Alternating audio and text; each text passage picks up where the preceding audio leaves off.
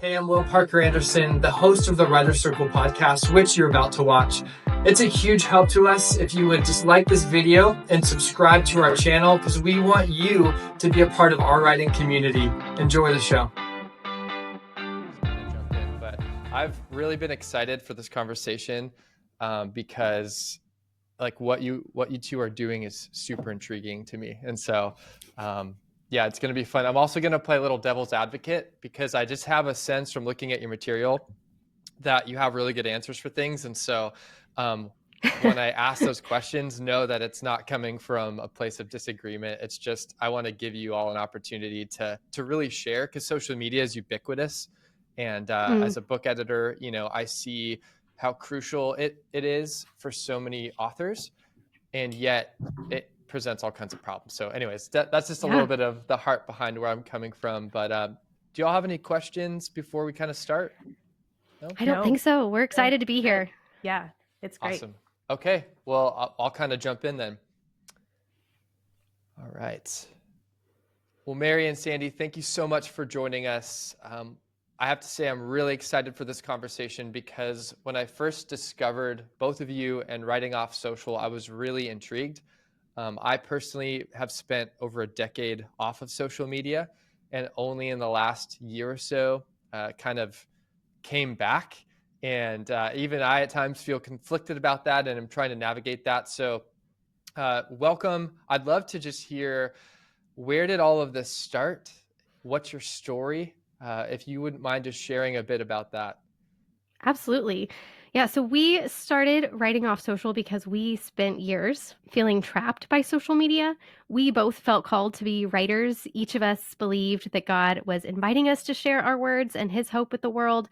And of course, we wanted to do that in like just the fullest sense possible, which for years meant traditional publishing. And being the star students that we are, we're both very type A personalities.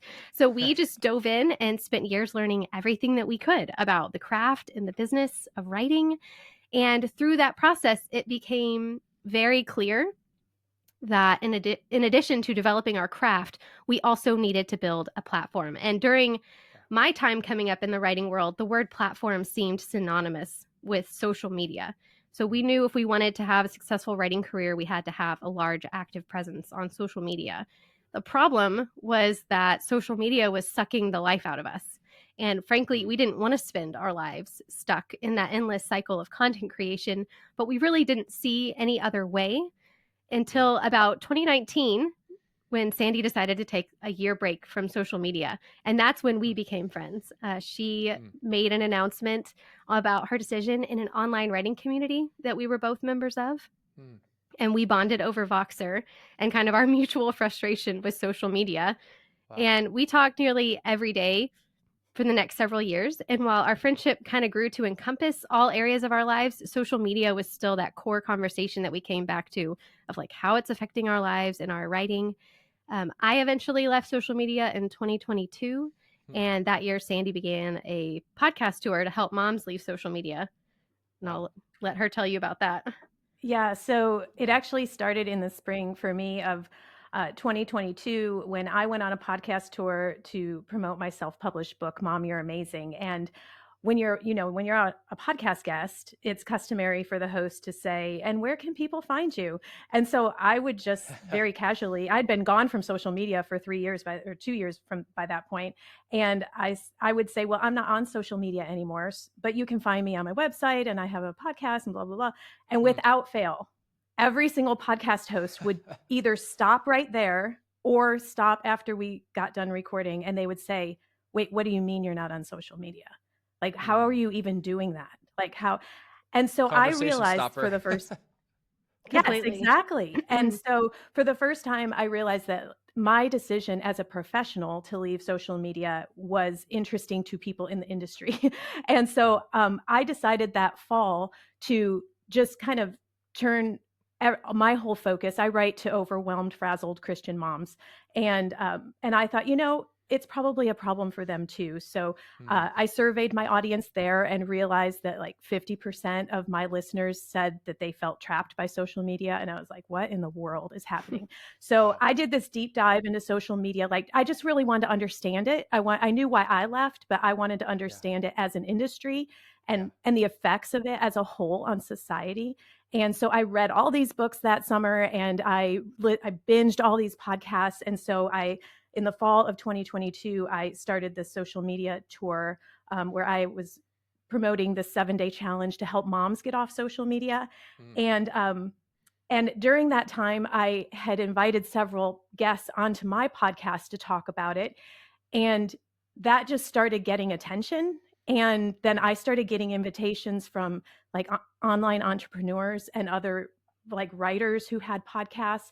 And they're like, can you come on and talk about how, and yeah, it's great that you're helping moms get off social media, but we Yeah. want to talk about it from this professional side.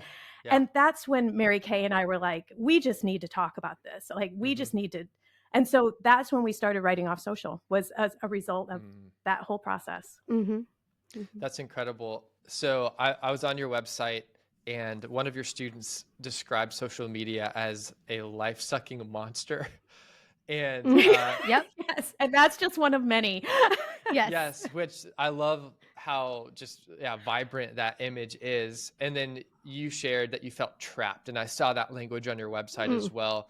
Could you both just share as personally as you want to, what does that actually look like? I imagine a lot of people, they just, without thinking, are immersed in social media, and they maybe have a goal as a writer to build their platform and whatnot. But can you just describe the symptoms of what you were experiencing, and then maybe even what you've experienced post social, and how your lives have changed, and maybe to paint a picture, a vision of what is possible for the person that does feel like their soul is being drained by constant social media use. So if you wouldn't mind sharing, that the tension that you were feeling, and then the kind of the resolution that came. Yeah. Sandy, do you mind if I No, start with this one? go. I was going to let you go first anyway. Yeah. So I started writing when I had a 2-year-old and a 2-month-old. And so I had little ones constantly asking for my attention, as they should at that age. But I was so bent on developing this writing career, and that to me meant building a platform on social media. And so for me, the symptoms that I started noticing was that I was becoming really snappy with everyone around me, because I was constantly on my phone trying to publish or trying to respond to a comment, or just being alert to social media constantly, and constantly glued to my phone. And so anytime a baby would ask for my attention, I would get frustrated with them. And just realizing that in myself and hating it, but not knowing what to do about it. I also hated that feeling that I would try to put my phone down for the weekend, and my fingers would itch all weekend. Like I need to get back on the platform. I need to get back on the app. And I hated that sensation. For me, the trapped feeling really came from when I came to the point where I wanted to get off of social media. I didn't want it to be a part of my life anymore. But I felt like if I left, I was kissing all of my writing dreams goodbye. I mean, I can't ever traditionally publish without a social media platform. So to leave was to give up writing, in my mind. Yeah. And that is why I say I felt trapped, because I genuinely did. I also felt, I think I've said this before with Sandy, but I felt a little bit like an alcoholic who had been told that the only way to make a living was to sell their wares in a bar.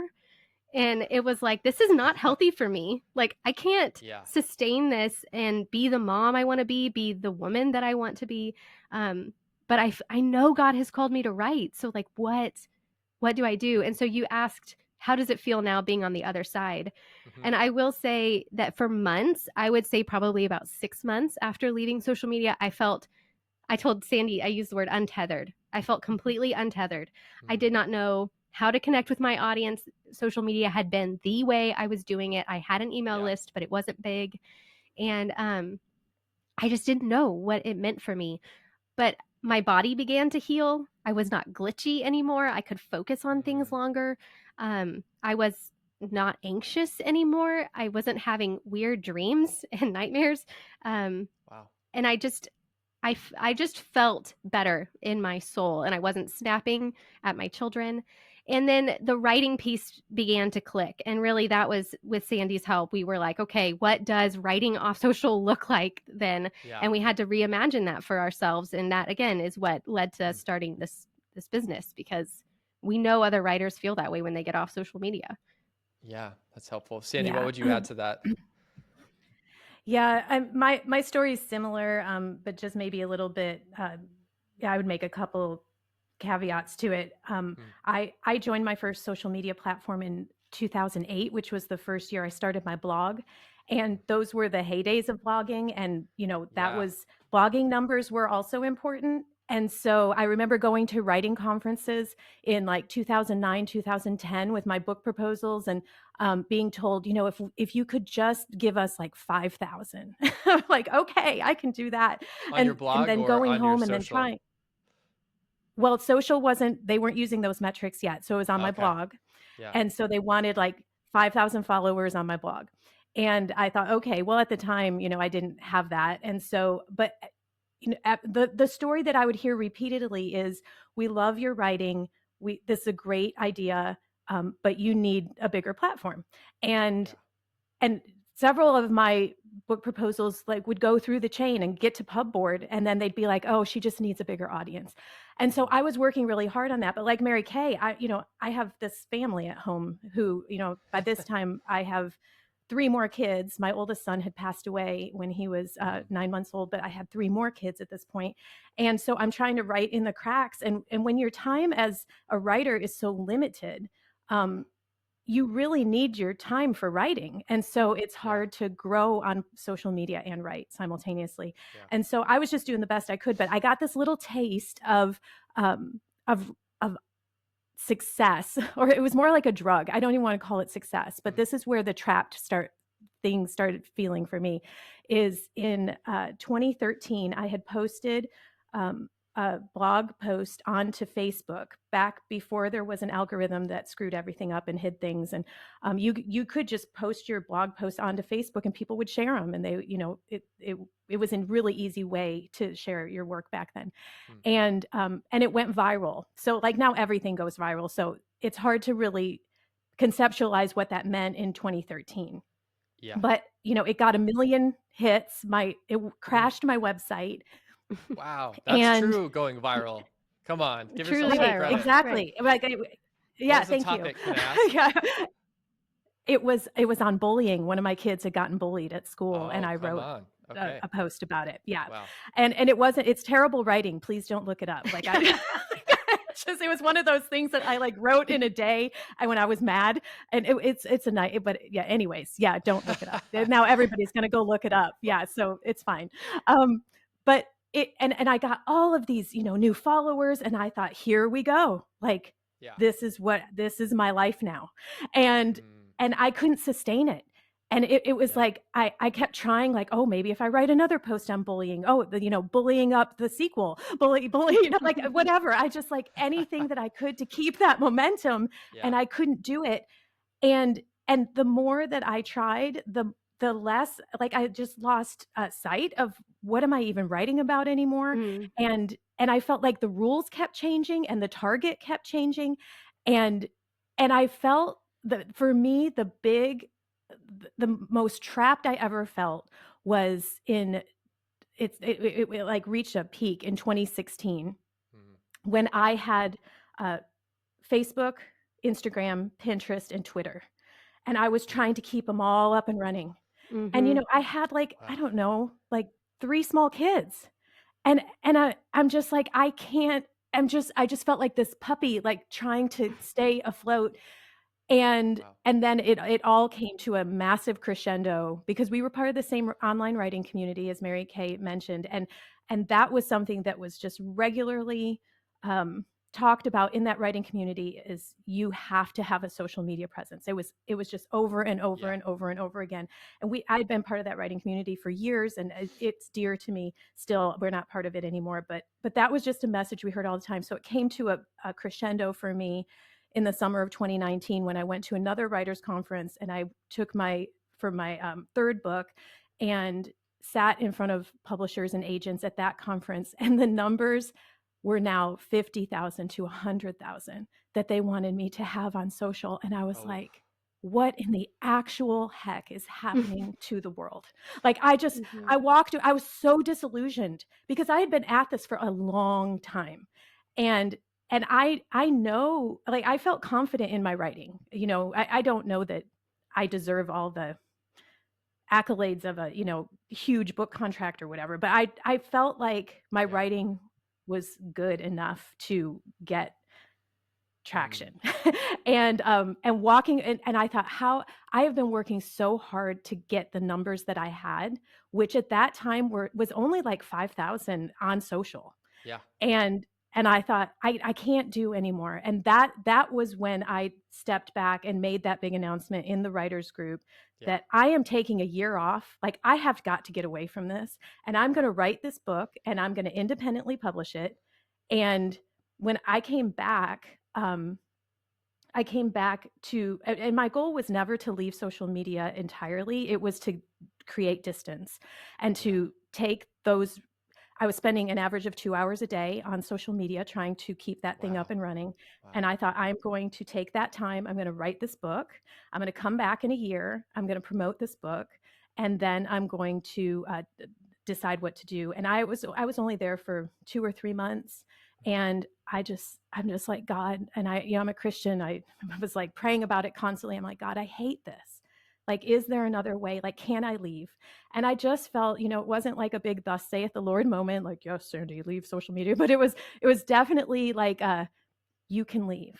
Like, you are not trapped here. It is okay. Wow. And and I remember asking the Lord, what will I do instead? And he said, let's figure it out. Let's figure it out. And so I left just feeling like a pioneer because I kept Googling writers who don't use social media, how to write off social media, Yeah. and nothing's coming up. And I turned to Mary Kay and I'm like, maybe we're those people. Maybe we're Mhm. those people. And Wow. so here we are. Yeah. Incredible. Incredible. Now, um, yeah, before I pivot, just a couple of things that really resonate with me. Number one, I have 3 small kids right now, so I hear you on that front. I have 3 under 4. Well, my oldest is 4, so we're living in the throes of just the chaos of So that fun. season and the constant Mhm. Yes, you are. need for attention and all of that beautiful stuff. Um, but yeah, as a book editor, so I'm at Waterbrook in Multnomah, which I'm sure you're familiar Mhm. with. And Yep. have either of you Yep. published with us? Sorry, I should have looked this up. No. No, Nope. No, we okay. have not. So something that I lament very often are the exact conversations you're talking about, where whether myself or another editor will say, "Hey, I have this book proposal. The author is so insightful, has a lot to share, really good writing chops. This is the type of book that we've been looking for on this topic, and they have the experience and the wisdom to speak to it, but there's no platform." And we just know that, as you said, going into Pubboard to present that, especially the marketing and publicity people, not to out them because they are lovely people, but Of course. it's a really hard sell. And I lament that because good writing is in and of itself not enough to get a book deal. And it's like, well, if good Mhm. writing isn't the metric, then what are we even doing? So I That's right. resonate with that so much. And we often talk about the 3-legged table of publishing. You need all 3 legs for a sturdy Right. book. It's concept, content, and then platform. And it's typically Yep. platform that's really hard. So I'm very tempted right now to just pick your brains about the toxicity of social media and just go down that path. However, I feel like there's a lot of people speaking to that, and I actually am hoping to steer our conversation a little bit more toward the practical and to give people Hmm. hope about what's possible as authors apart from social. But I think the first thing I'd want to ask you is um, is moderation a myth? In other words, Hmm. can you sort of set up systems to manage social media to where maybe you have a team that does it for you, or you auto schedule things, or fill in the blank, right? But what would you say to the person that's like, okay, I really resonate with what Mary and Sandy are doing and what they're saying, and I don't want to be trapped. I don't want to be consumed by the beast. But is there a way that I can play with fire and not get burned? What would you say to that? Yeah, I think that's a really great question. I think we struggle to recommend ways to put boundaries around social media. I think what you're suggesting, you could get a team to step in for you. I think a lot of people do that. I think the smaller author would struggle to do that. And I think there's always that fear of losing the authenticity of, then you're not the one really speaking to your audience. There's this go between. So a lot of people don't see that as really a viable option, but that is one way to do it. I think beyond that, I don't know that there is a way to tame the beast. I don't really know that that's our fault. I spent years trying to put boundaries around social media. I did all the things. I downloaded apps and software that would block me out and keep me out of time. I would take them off my phone over the weekends. I did all the things, and still it consumed me and it overwhelmed me. And that's not our fault. It's how social media is designed. And Sandy will talk more about this because this is something that she found in her research. But essentially, social media is designed to use your brain chemistry against you. And so a good faith effort and self-discipline cannot compete with a chemistry addiction, a chemical addiction. It just can't. And so it's, at the heart of our conversations all of those years after Sandy left social media and before I was able to, was this idea of like, is social media a tool?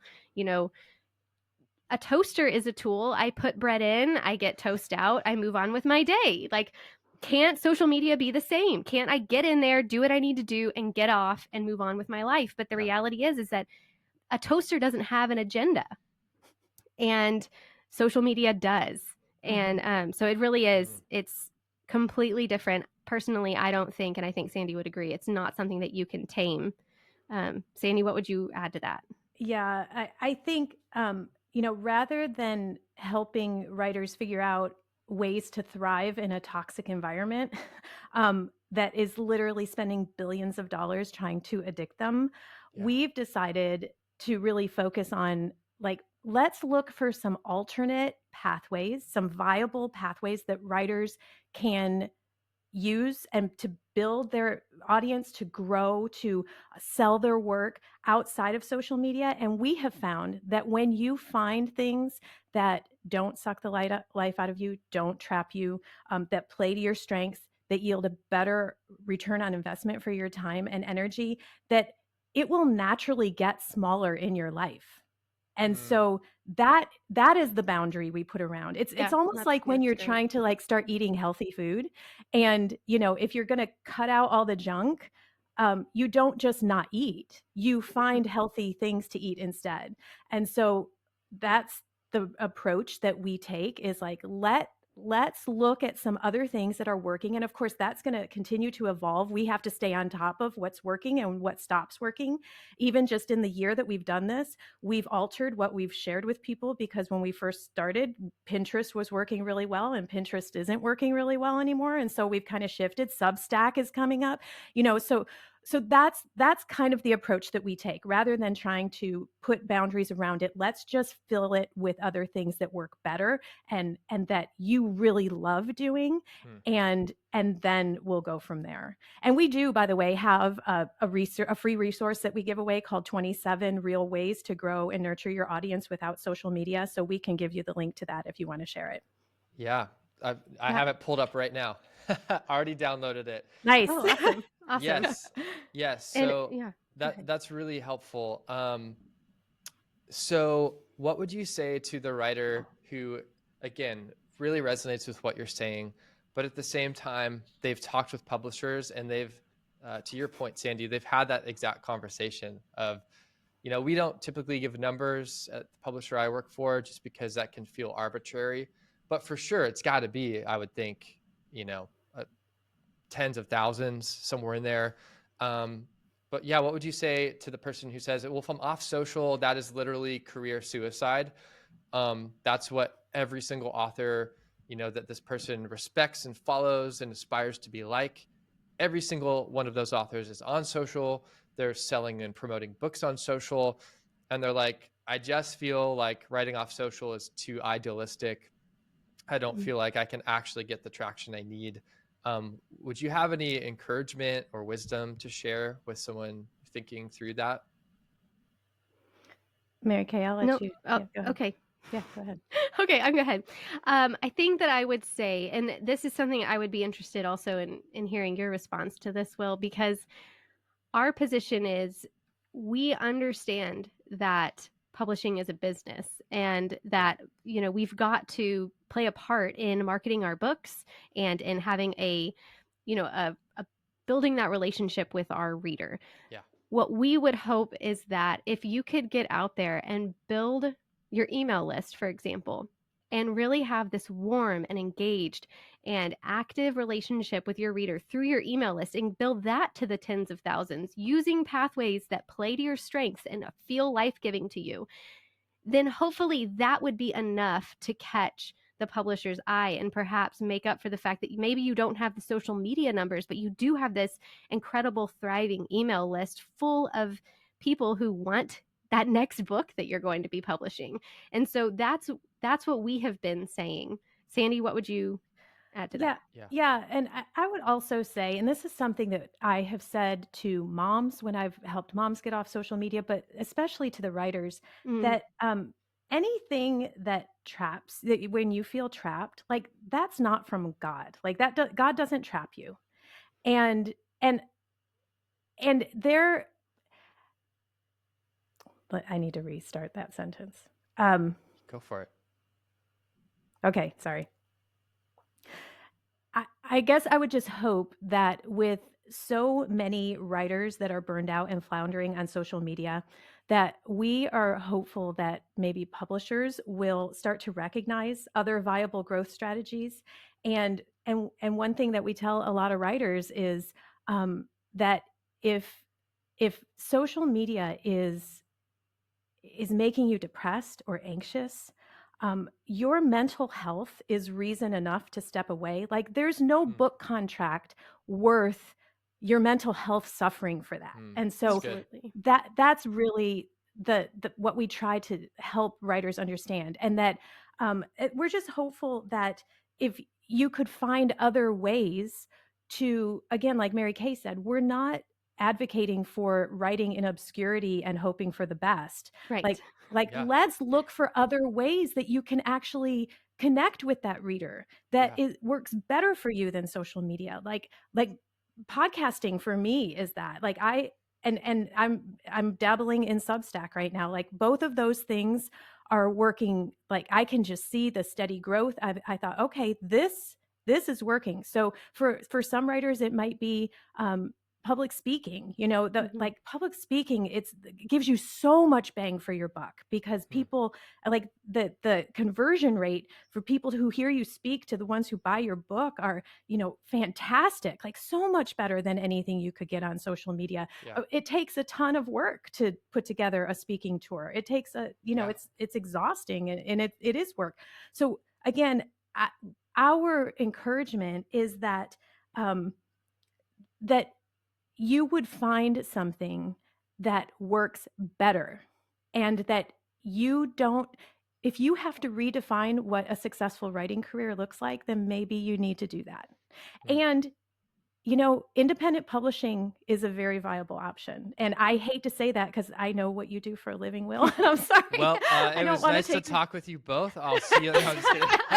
It's been so nice. That's right. I know. But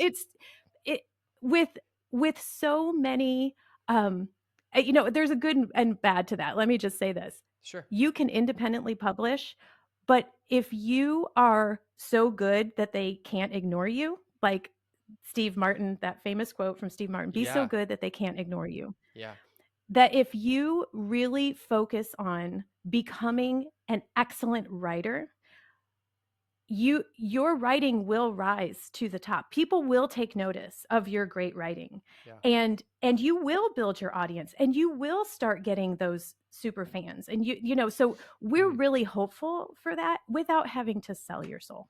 So right. I love that. Yeah. To your point, was talking. Now, there's a little irony in this example because this individual is very much on social media, but he wrote a book and self-published it. And I did the math. He probably netted $20 million on this book. He sold. Amazing. And yeah, incredible. Now that's an extreme example, but I want to circle back to what you're saying and really drill down into the practical for those that are listening and are really taking it seriously. But sometimes ideas sound good, but when it comes to the playbook and like, how do I actually do this? It's hard. So, Mary, you said, utilizing an email list to create a thriving community, and an email list, so much research shows, as you both said, that email converts so much higher than social media. And I may have even seen this from you all.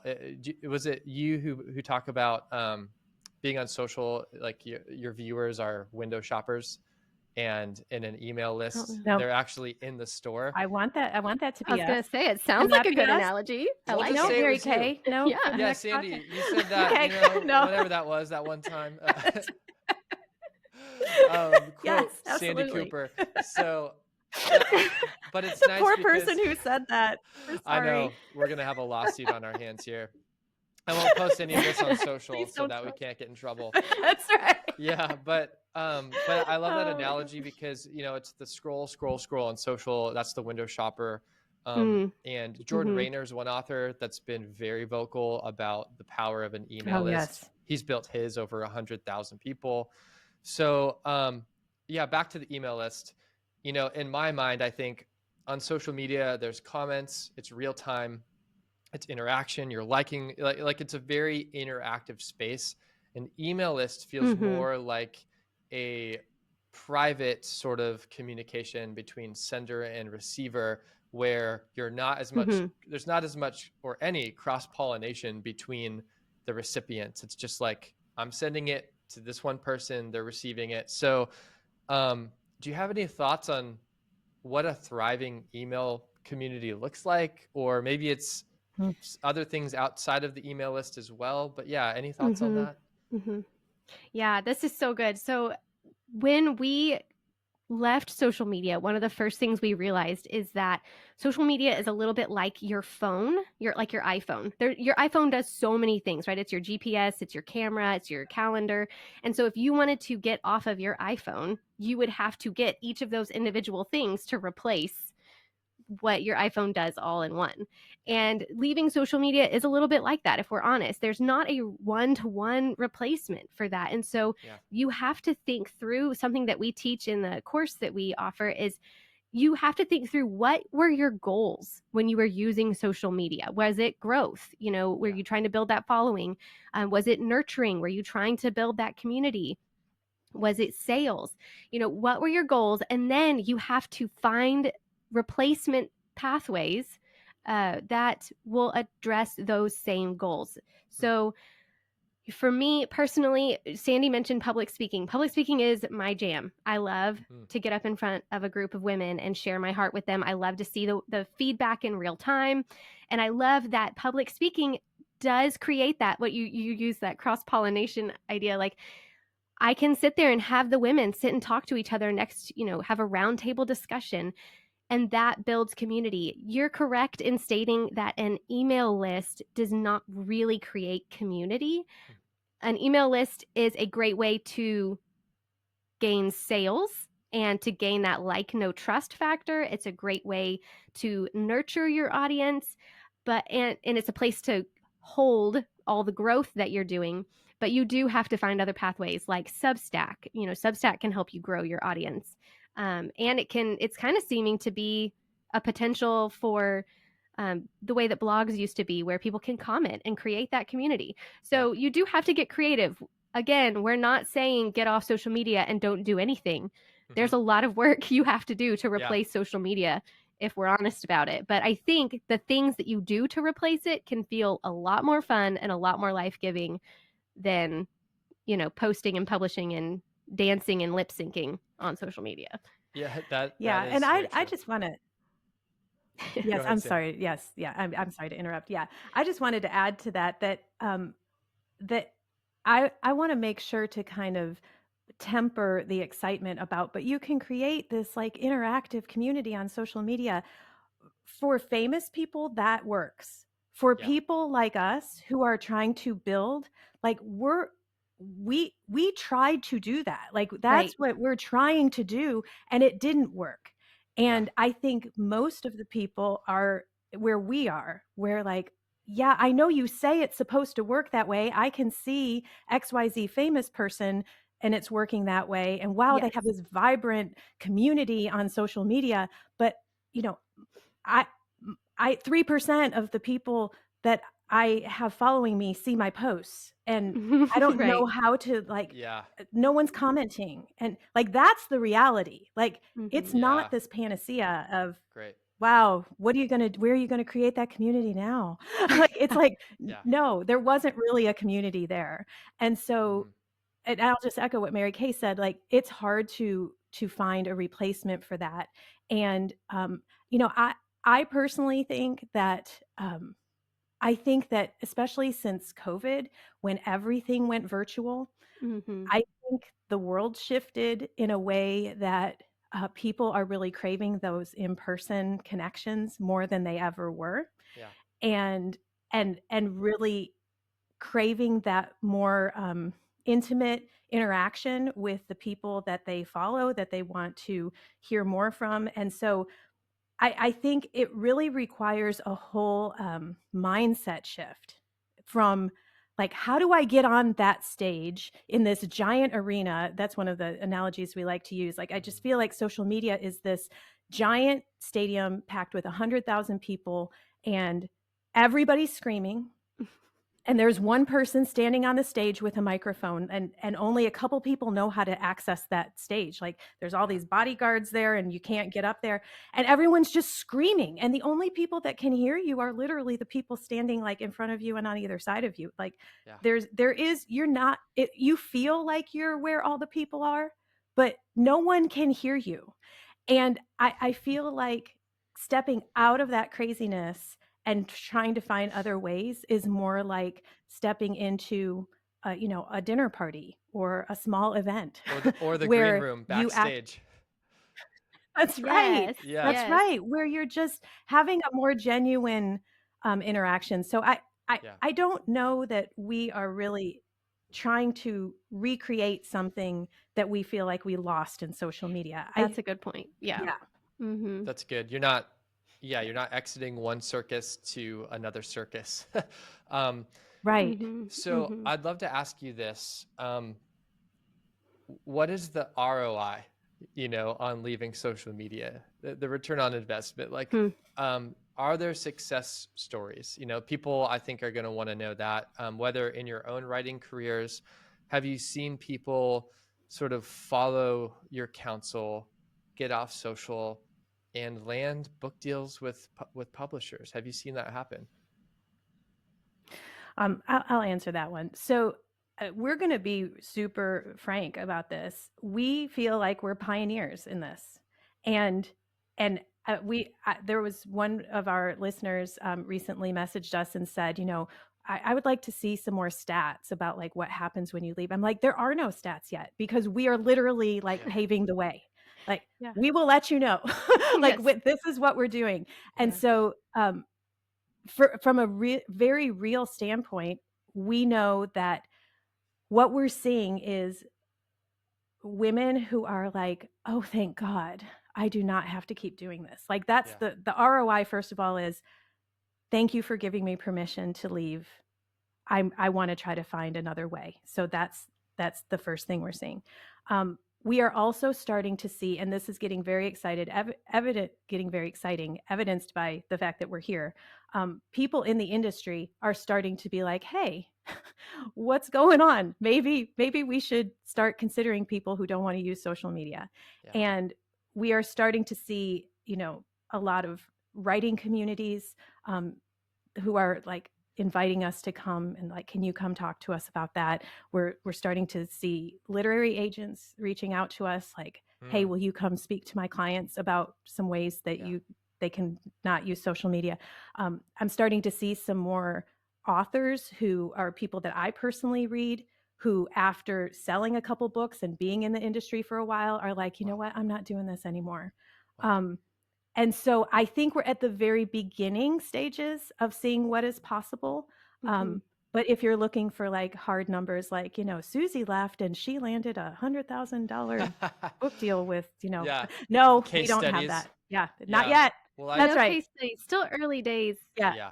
I believe so much in a lot of what you are saying. And so as one industry professional who is an editor at a publisher, just to affirm the good work that you were doing, obviously that's why I reached out to you. But I've also seen kind of the hollow other side of the spectrum, which is when an influencer with millions of followers gets a book deal, publishers jump at this individual because of that following without any thought. Then we get the manuscript and it sucks. And Right. it's like we have to go hire a writer. And at the end of the day, is that worth it because we move books? Again, like you said, publishing is a business, and it's not immoral or unethical to need to make money and make the thing work. However, the purist in me is very disenchanted when I see that happening, when it's like this book maybe happened. And again, to be clear, I'm not speaking about any of our clients at Waterbrick.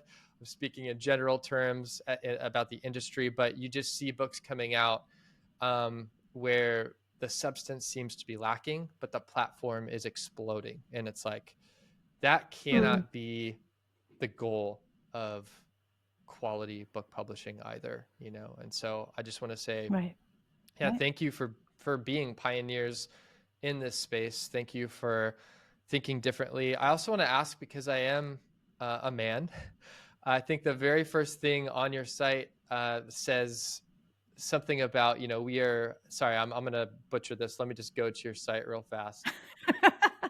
It says, we help female. I wanted to hear you butcher it. No, I'm not going to do that to myself or to you.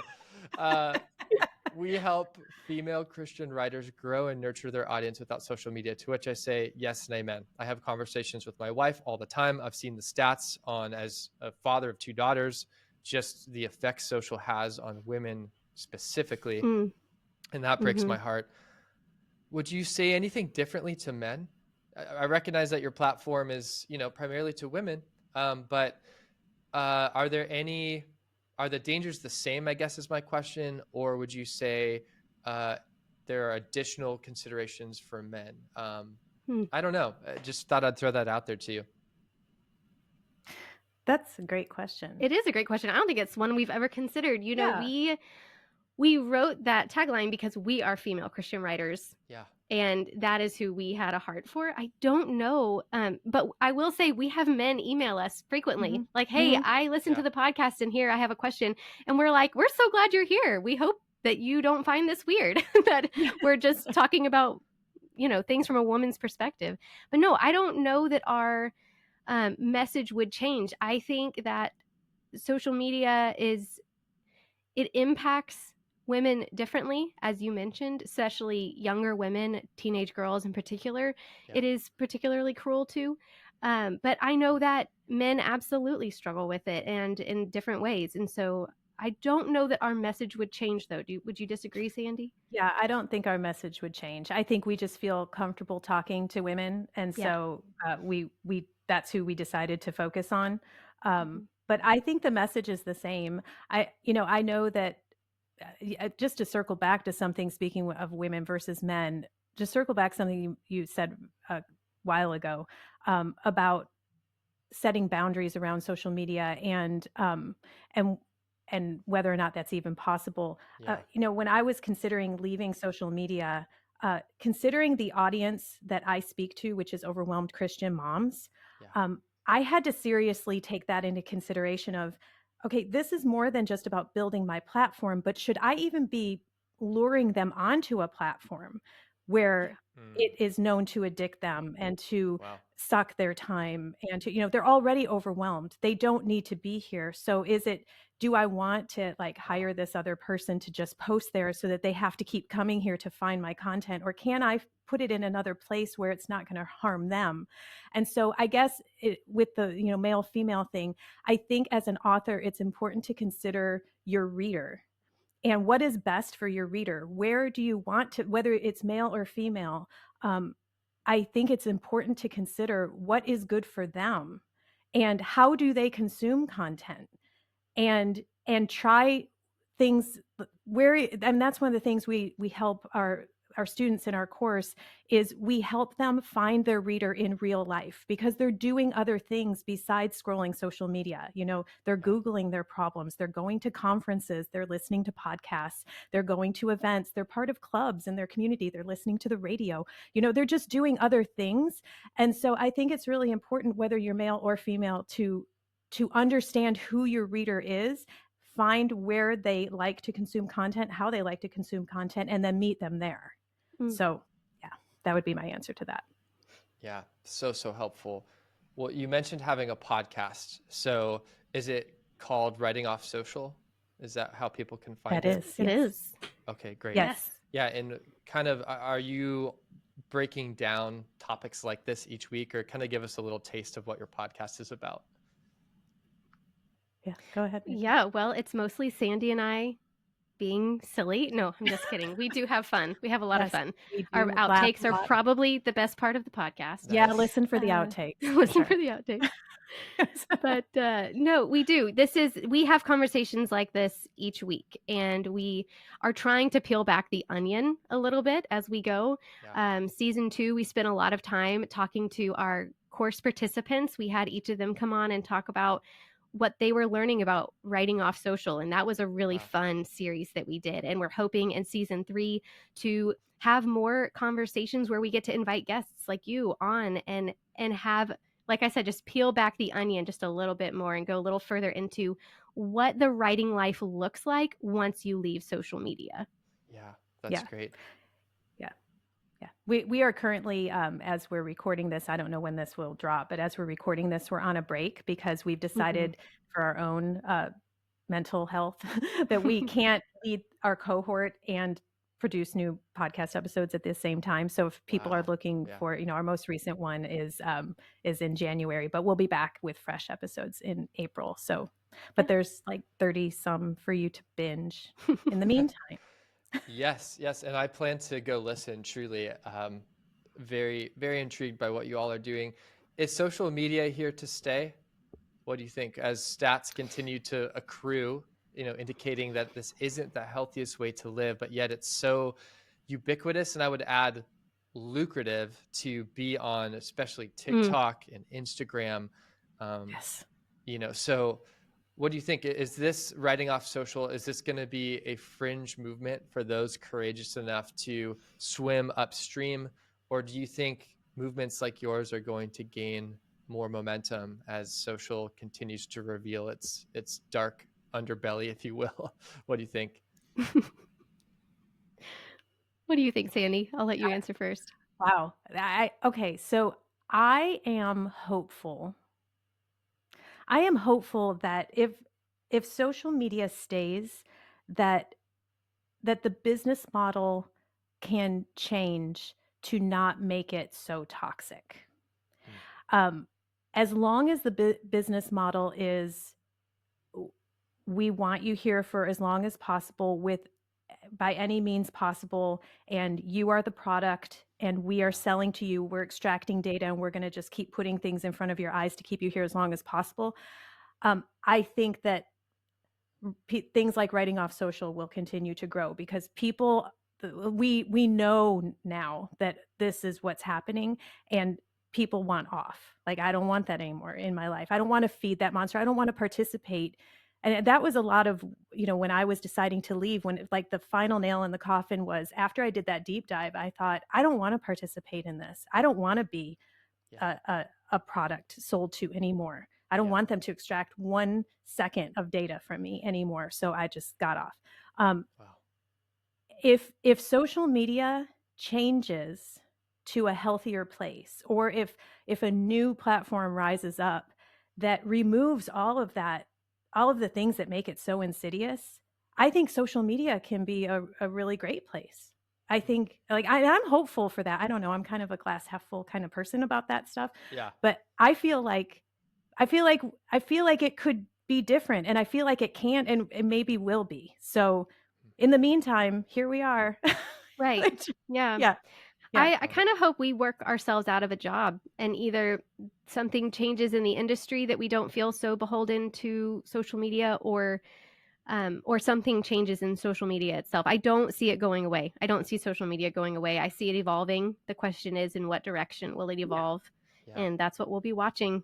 Yeah, I think it's interesting. You have platforms like Be Real that have emerged, Mm. that are Mhm. meant to Right. be unfiltered. And to be honest, I've never used it. So that's about all I know about it. It's like in the That's moment, right.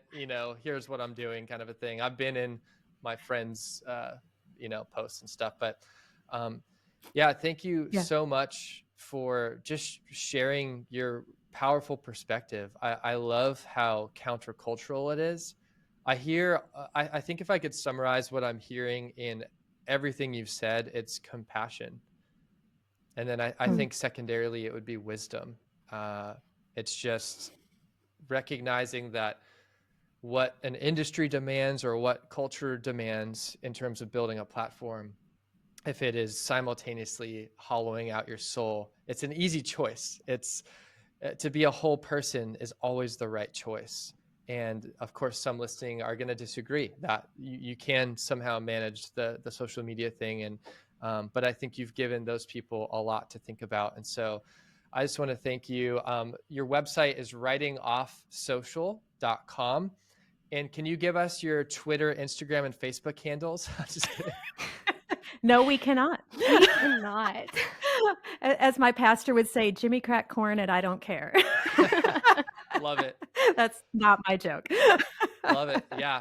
Yeah. So besides your website, which has your podcast and all of that, is there anywhere else that Mhm. people can find writing off social materials? Or you mentioned your resource, 27 ways to write off social. But for you, Mary, or Sandy, any other places where people can find your work or follow you?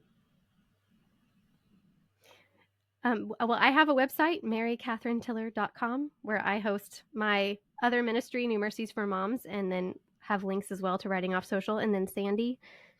Yeah, so I'm at thescooponbalance.com. That's the scoop on balance.